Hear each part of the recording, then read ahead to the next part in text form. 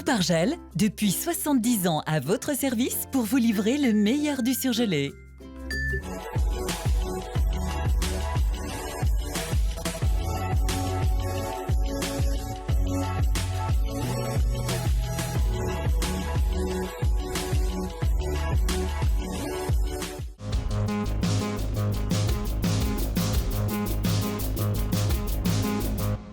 La mobilisation s'organise pour soutenir un enseignant de Lyon 1 arrêté en Turquie. Inauguration officielle aujourd'hui de H7 et puis une exposition consacrée au rock à la bibliothèque municipale. On m'a dit hier soir qu'il allait bien. Malgré des nouvelles rassurantes, les collègues de Tuna Altinel sont inquiets.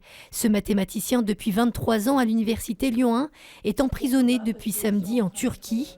Militant pour les droits de l'homme, il lui est reproché d'avoir signé une pétition en faveur de la paix au Kurdistan en 2016. C'est quelqu'un qui est engagé, qui défend les droits de l'homme de manière très forte par rapport à son pays. C'est pour ça qu'il s'est engagé parmi les universitaires pour la paix. J'ai connu grâce à lui cette pétition et j'ai trouvé ça exemplaire dans une démarche de défense des droits dans un pays.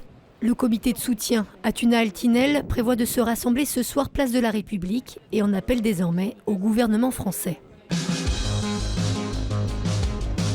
Le chiffre du jour, 115 comme l'augmentation en pourcentage du nombre d'accidents impliquant les trottinettes. Ce chiffre a été communiqué par le service des urgences et de chirurgie orthopédique de l'hôpital Saint-Joseph-Saint-Luc, l'établissement qui recense déjà 110 accidents depuis janvier 2019. C'est désormais le lieu incontournable pour les startups lyonnaises. H7 est inauguré aujourd'hui à la Confluence dans l'ancienne halle Girard. Cette pépinière du numérique a déjà attiré 42 jeunes entreprises comme celle de Richard. C'est vraiment le lieu qui se veut être le lieu totem du digital lyonnais. Et donc comme on est une start-up lyonnaise, qu'on travaille aussi avec beaucoup de clients lyonnais, etc., en termes de visibilité et de crédibilité, tant de la part de partenaires, de futurs partenaires potentiels que de futurs clients, c'est très important d'être présent ici. Au total, H7 propose 3000 m² d'espace de travail, comprenant des open space et des bureaux plus intimes. L'espace est hyper agréable, on y passe de très bonnes journées, on peut être très concentré sur son boulot et il y a tout un cadre dans un environnement avec plein d'autres entrepreneurs avec lesquels on peut échanger, c'est vraiment très intéressant d'être ici.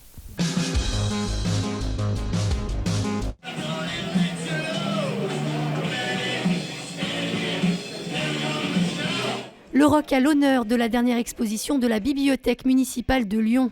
Tickets de concert, affiches, pochettes, 1500 pièces au total ont été réunies, datant de la fin des années 70 au milieu des années 80.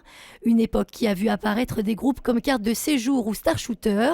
Une effervescence qui a valu à Lyon le surnom de capitale du rock. On s'arrête sur 8 groupes qu'on considère comme étant ceux qui étaient les principaux, qui ont marqué un peu l'histoire, qui sont encore présents dans les esprits aujourd'hui ou pour lesquels on avait beaucoup de documentation. Mais la scène était beaucoup plus riche que ça. Une exposition à découvrir jusqu'au 21 septembre.